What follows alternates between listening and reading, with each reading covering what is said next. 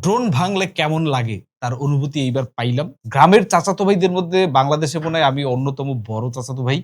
কারণ আমি যখন এসএসসি পরীক্ষা দেই, এরপরে আমি একটা ক্যামেরা মোবাইল কিনছিলাম। যেটার দাম ছিল ওই সময় অনেক বেশি। ৳১৮,০০০ 7610।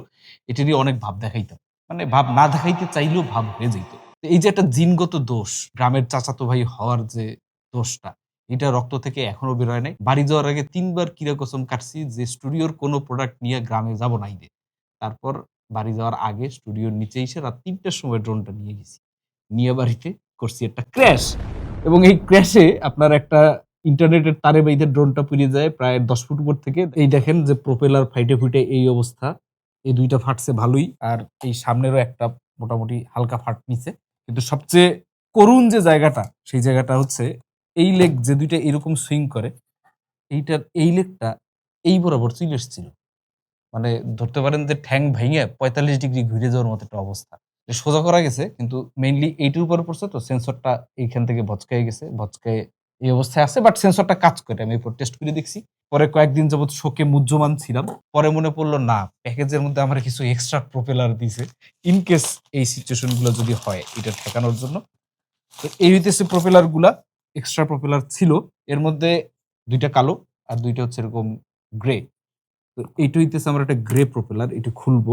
প্রেস ঘুরাই দিলাম। ক্ল্যাম্পের মতো খুইলে আসলো। তারপর একটু ঘুরাই দিলেই হয়ে যাওয়ার কথা ঠিক। মানে এই পাশের গুলাই ফাটছে। এই পাশে নিচে পড়ছে তো। খুবই ইজি। এত ইজি হবে এটা আমি ভাবিনি। এত ইজি দেখে কিছুটা আবেগে আপ্লুত বলতে পারি। বাস। মোটামুটি আমার ড্রোন সুস্থ অবস্থায় আসার কথা। কিন্তু এই যে সেন্সরটা ভচকাইছে এইটা মনে হয় চাপাচাপি করে ঠিক করতে গেলে আরো ক্ষতি হইতে পারে। কাহিনী যেটা করতে গেছিলাম মানে খুব লো হাইটে ডিশের লাইন তো খুব আকাশে থাকে না। গ্রামে-গঞ্জে গাছে-টাছে বান্ধা থাকে। খুব লো হাইটে ক্ষেতের মধ্যে একটা ছবি তুলতে গেছিলাম। ছবিটা তুলতে গিয়ে এই কাহিনীটা ঘইটে গেছে। অতি কনফিডেন্স এর সহিত তারের মধ্যে একটা ঠ্যাং বাজায় দিছি। এইটার যে সেন্সর যেটা বুঝলাম, তার টাইপের চিকন জিনিস ডিটেক্ট সে করতে পারে না। বাকি সবই যদিও মোটামুটি ডিটেক্ট করতে পারে।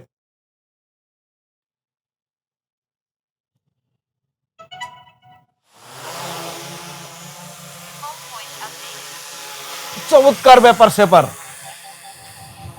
ড্রোন থাকার একটা উপকার হইতেছে, চাইলে এইটা দিয়ে আপনি বাতাস খাইতে পারবেন কারেন্ট গেলে পরে। তীব্র বাতাস। যাই হোক, ৳১,৭০,০০০ লস খাইতে খাইতে কপালে বাইচে গেছি। এই একটা ম্যাভিক প্রো সিনে অর্ডার দাও।